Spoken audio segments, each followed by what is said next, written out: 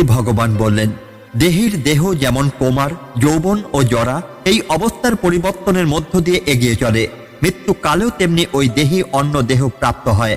স্থিতপ্রজ্ঞ বা ধীর ব্যক্তিরা এই পরিবর্তনে মোহিত বা বিচলিত হন না। আপনি কি আপনার ছোটবেলার কোনো ছবি দেখেছেন?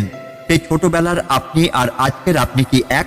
আয়নার সামনে দাঁড়ালে আমরা দেখি আমাদের শরীর বদলে গেছে, গায়ের রং বদলেছে, চেহারার গড়ন বদলেছে, কিন্তু আপনার ভেতরে যে আমি বসে আছে সে কি বদলেছে? মহাবীর অর্জুন যখন প্রিয়জনদের হারানোর ভয়ে কাঁপছিলেন, তখনই শ্রীকৃষ্ণ তাকে বিজ্ঞানের এক অমোঘ সত্য মনে করিয়ে দিলেন। তিনি বললেন, অর্জুন, মৃত্যু কোনো শেষ নয়, মৃত্যু হলো এক স্বাভাবিক বিবর্তন। আজ আমরা জানবো কেন মৃত্যুকে ভয় পাওয়া আর বার্ধক্যকে ভয় পাওয়া একই ধরনের অজ্ঞতা।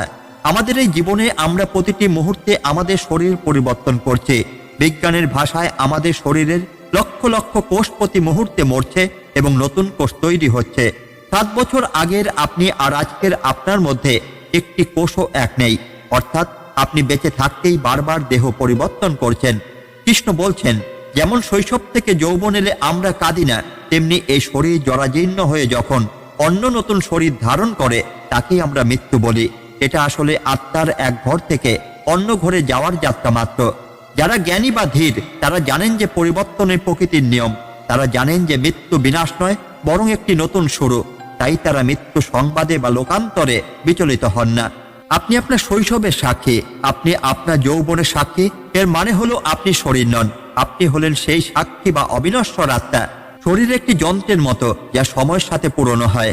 যেমন পুরনো মোবাইল ফেলে আবার নতুন মোবাইল কিনি, ঠিক তেমনি আত্মা জীর্ণ শরীর ত্যাগ করে নতুন শরীর গ্রহণ করে। আপনি যখন স্কুল থেকে কলেজে ওঠেন তখন কি আপনি শোক করেন? না, কারণ আপনি জানেন আপনি আরো এক ধাপ এগিয়ে গেলেন। মৃত্যু ঠিক তেমনই, এই সীমিত দেহের সীমা ছাড়িয়ে এক নতুন সম্ভাবনার দিকে এগিয়ে যাওয়ার নামই হলো দেহান্তর প্রাপ্তি। অর্জুন কাঁদছিলেন কারণ তিনি ভেবেছিলেন ভীষ্ম বা দ্রোণ ফুরিয়ে যাবেন, কিন্তু কৃষ্ণ বোঝালেন তারা কেবল তাদের জীর্ণ রূপটি ত্যাগ করবেন মাত্র। যেমন সাপ তার খোলস ত্যাগ করে নতুন উজ্জ্বল ত্বক পায়, মৃত্যু ঠিক তেমন এক রূপান্তর। এই সত্যটি জানলে পৃথিবীর কোনো বিচ্ছেদই আপনাকে ভেঙে ফেলতে পারবে না। এই শ্লোক আমাদের শেখায় স্থিরতা।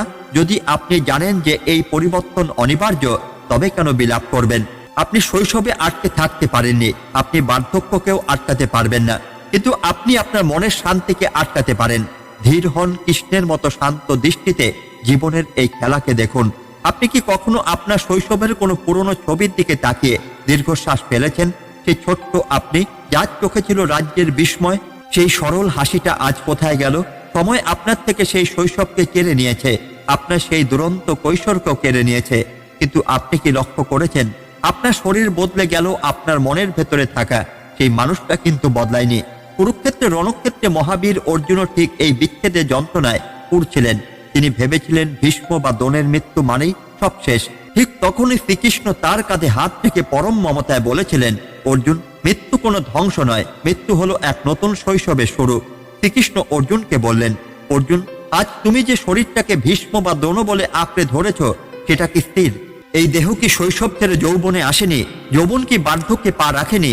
তখন তো তুমি কাঁদনি। তবে আজ যখন এই জরাজীর্ণ শরীরটা ত্যাগ করে তারা নতুন শরীরে যাচ্ছে, তখন কেন কাঁদছ? ভেবে দেখুন তো বন্ধুরা, আমরা যখন আমাদের প্রিয়জনদের বার্ধক্য দেখি, তাদের কষ্ট দেখি, তখন আমাদের বুক ফেটে যায়। কৃষ্ণ আমাদের বলছেন, মৃত্যু হলো ভগবানের এক চরম করুণা। একটি জীর্ণ ভাঙাচোরা ঘর থেকে এক নতুন প্রাসাদে প্রবেশের নামই মৃত্যু। আমরা যাকে বিদায় বলে ভাবছি, তা আসলে এক নতুন যাত্রা শুভেচ্ছা। বিচ্ছেদ মানে বিনাশ নয়, বিচ্ছেদ মানে কেবল এক পোশাক ছেড়ে অন্য পোশাক ধারণ করা। আমরা কেন কাঁদি? কারণ আমরা কেবল বাইরের আবরণ বা দেহের প্রেমে পড়ছি। আমরা ভুলে গেছি যে যাকে আমরা ভালোবাসি সে এই হাড় মাংসের খাঁচাটা নয়, সে হলো ওই অবিনশ্বর দেহি বা আত্মা। একটি নদী যেমন পাহাড় থেকে নেমে এসে সাগরে মেশার জন্য নিজের পথ বদলায়, তেমনি আমাদের আত্মা এক দেহ থেকে অন্য দেহে যাত্রা করে তার পূর্ণতার দিকে। কৃষ্ণ বলছেন, ধীর ব্যক্তিরা বিচলিত হন না, কারণ তারা জানেন ভালোবাসা যদি সত্য হয়, তবে আত্মার সাথে আত্মার মিলন কোনো শারীরিক বিচ্ছেদে শেষ হয় না। আপনি যাকে হারিয়েছেন সে কেবল পাশের ঘরটিতে চলে গেছে, যেখানে আপনার চোখ পৌঁছাতে পারে না, কিন্তু আপনার ভালোবাসা ঠিকই পৌঁছাবে। শৈশব যেমন হারিয়ে যায়নি, তা আপনার অভিজ্ঞতায় মিশে আছে, তেমনি আপনার প্রিয়জনও হারিয়ে যায়নি, সে আপনার স্মৃতির গভীরে অমর হয়ে আছে।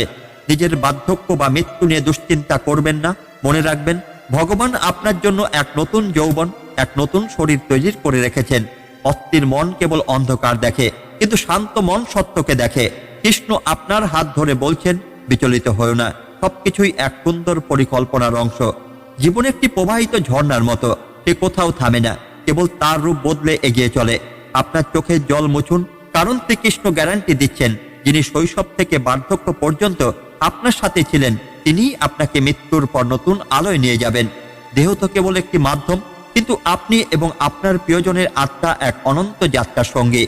আপনি কি কখনো আয়নার সামনে দাঁড়িয়ে নিজের পুরনো ছবির সাথে আজকের চেহারার তুলনা করেছেন? কোথায় গেল সেই ছোট্ট শিশুটি? কোথায় গেল সেই টকবকে যুবকটি? আমরা যখন দেখি আমাদের শরীর জরাজীর্ণ হয়ে পড়ছে, তখনই আমাদের মনে এক বিরাট আতঙ্ক তৈরি হয়। তবে কি আমি শেষ হয়ে যাচ্ছি?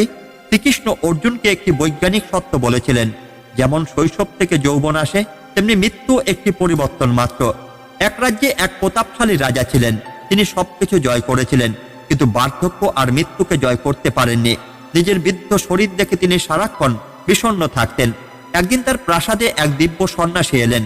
রাজা তাকে জিজ্ঞাসা করলেন, ঠাকুর, আমার এই শরীরটা নষ্ট হয়ে যাচ্ছে, আমি কি তবে একদিন পুরোপুরি হারিয়ে যাব? এই পরিবর্তনের কি কোনো শেষ নেই? সন্ন্যাসী রাজাকে সরাসরি উত্তর না দিয়ে বললেন, মহারাজ, আগামীকাল আমি আপনাকে উত্তর দেব, তবে আজ রাতে আপনি যখন ঘুমোতে যাবেন, আপনার সব থেকে পুরনো আর জীর্ণ পোশাকটি পরে ঘুমাবেন। রাজা অবাক হলেন, কিন্তু সন্ন্যাসীর কথা পালন করলেন। পরদিন সকালে সন্ন্যাসী রাজাকে নিয়ে প্রাসাদের দর্জির কাছে গেলেন।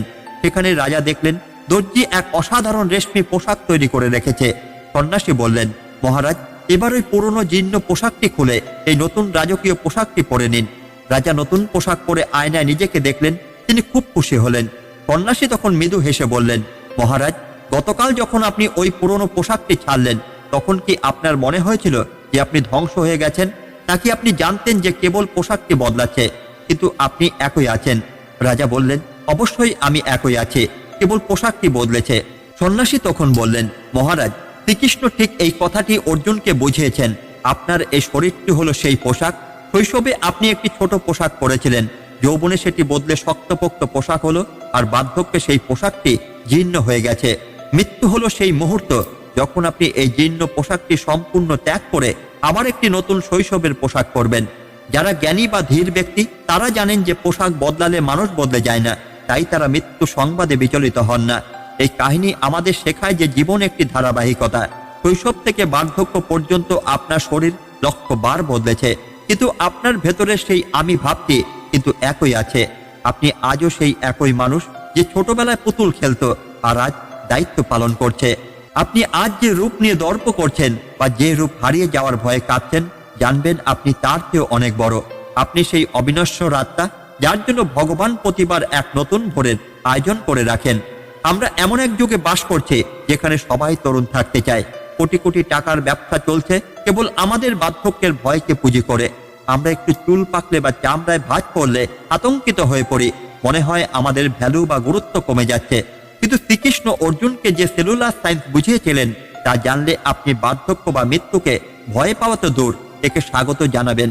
কৃষ্ণ বলেছিলেন, আজ আমরা জানবো কৃষ্ণের এই শ্লোক কিভাবে আপনার বডি ইমেজ থেকে শুরু করে ডিপ্রেশন পর্যন্ত সবকিছু সমাধান করতে পারে।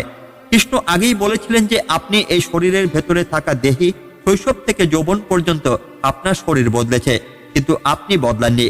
আপনি যখন নিজেকে কেবল এই হাড় মাংসের খাঁচা ভাবা বন্ধ করবেন, তখনই আপনার ভেতরে আত্মবিশ্বাস বাড়বে। আপনার ওজন বাড়ুক বা কমুক, আপনার বয়স বাড়ুক বা কমুক, জানবেন আপনার ভেতরে সেই সাক্ষী বা মূল মানুষটি সবসময় পূর্ণ এবং সুন্দর। জীবনকে একটি সরল রেখা হিসেবে দেখবেন না, যা মৃত্যুতে গিয়ে শেষ হয়ে যায়। জীবনকে একটি বৃত্ত হিসেবে দেখুন। বার্ধক্য মানে শেষ নয়, বার্ধক্য মানে হলো এক নতুন শৈশবের প্রস্তুতি। এই দৃষ্টিভঙ্গি থাকলে আপনি জীবনের শেষ দিন পর্যন্ত হাসি মুখে এবং উদ্দীপনার সাথে বাঁচতে পারবেন। আপনি জানবেন যে আপনি ফুরিয়ে যাচ্ছেন না, আপনি কেবল আরো এক ধাপ এগিয়ে যাচ্ছেন। নিজের শরীরকে যত্ন করুন যেমন আপনি আপনার গাড়ি বা মোবাইলের যত্ন করেন, কিন্তু তাকেই আপনার একমাত্র পরিচয় বানিয়ে দেবেন না। যখন আপনি বুঝবেন যে আপনি অবিনশ্বর আত্মা, তখন আপনার চেহারায় এক ধরনের ডিভাইস গ্রেস বা স্বর্গীয় আভা ফুটে উঠবে, যা কোনো মেকআপ দিতে পারবে না। এই আত্মিক শান্তি হলো প্রকৃত সৌন্দর্য। আমরা কেবল শরীর পরিবর্তনের কথা বলছি না, আমাদের জীবনে যখন বড় কোনো পরিবর্তন আসে, যেমন চাকরি চলে যাওয়া, ব্যবসা লস হওয়া বা ব্রেকআপ। আমরা ভাবি আমাদের পৃথিবী শেষ। পরিবর্তনই হলো এই মহাবিশ্বের একমাত্র ধ্রুব সত্য।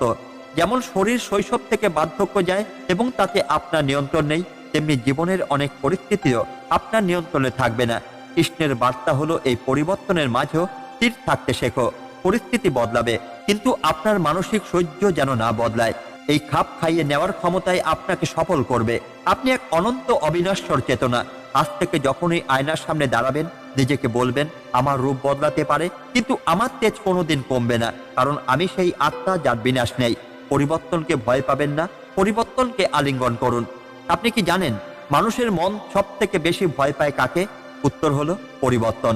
মনোবিজ্ঞান বলে আমাদের মস্তিষ্ক সবসময় পরিচিত পরিবেশে থাকতে চায়। যখনই আমাদের শরীর বুড়িয়ে যায়, আমাদের সম্পর্ক বদলে যায় বা আমরা মৃত্যুর কথা ভাবি, আমাদের ব্রেন অ্যাংজাইটি বা উদ্বেগের সংকেত পাঠাতে শুরু করে। শ্রীকৃষ্ণ অর্জুনের এই মানসিক সংকট বুঝতে পেরেছিলেন, যা আপনার মস্তিষ্কের ভয় দূর করার শ্রেষ্ঠ থেরাপি। কৃষ্ণ বললেন, আজ আমরা জানব কিভাবে একটি শ্লোক আপনার মানসিক শক্তিকে অজয় করে তুলতে পারে।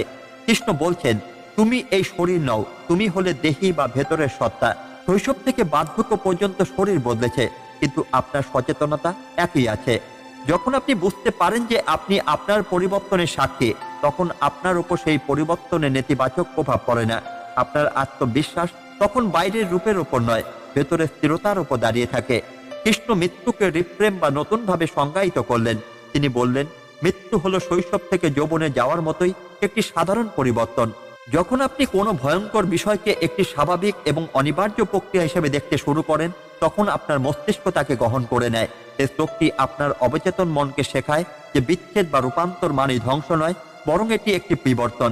এটি আপনার ডেথ অ্যাংজাইটি কমিয়ে মনকে শান্ত করে। আমাদের মন অনেক সময় অতীতের স্থিতিতে আটকে থাকে। আমরা শৈশব বা হারানো দিনগুলোর জন্য আফসোস করি। কৃষ্ণ আমাদের শেখাচ্ছেন এগিয়ে যেতে। শৈশব শেষ হয়েছে বলে যৌবনের আনন্দ পাওয়া গেছে, ঠিক তেমনি এই দেহ শেষ হবে বলেই এক নতুন যাত্রার সূচনা হবে।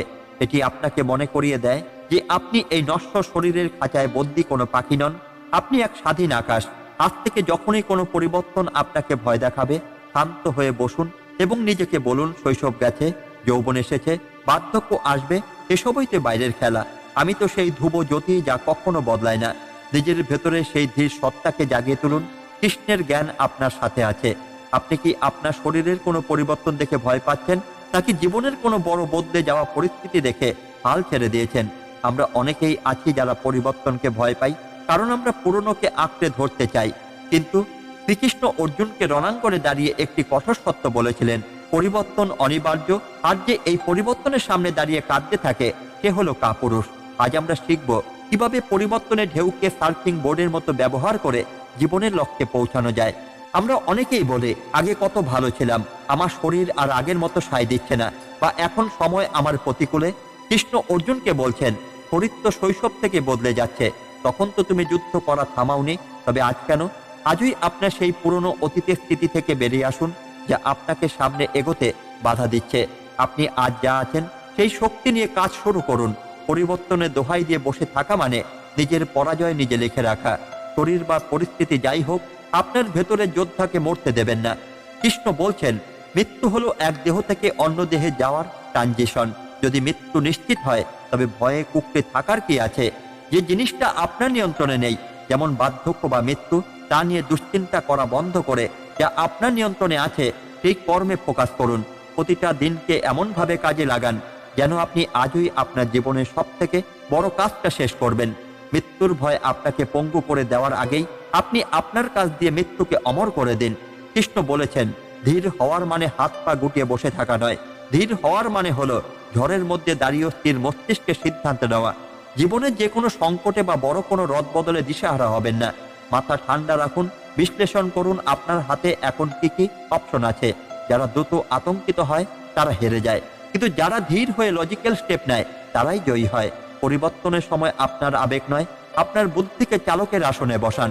যেমন আত্মা এক জীর্ণ দেহ ত্যাগ করে নতুন দেহ গ্রহণ করে, তেমনি আপনার যদি কোনো পুরনো অভ্যাস বা পুরনো কেরিয়ার আজ কাজ না করে, তবে তা ত্যাগ করতে দ্বিধা করবেন না। নতুন কিছু শিখতে ভয় পাবেন না। আত্মা যেমন নতুন দেহের সুযোগ নেয়, আপনিও নতুন পরিস্থিতির সুযোগ নিন। নিজের কমফোর্ট জোন ভেঙে বেরিয়ে আসুন।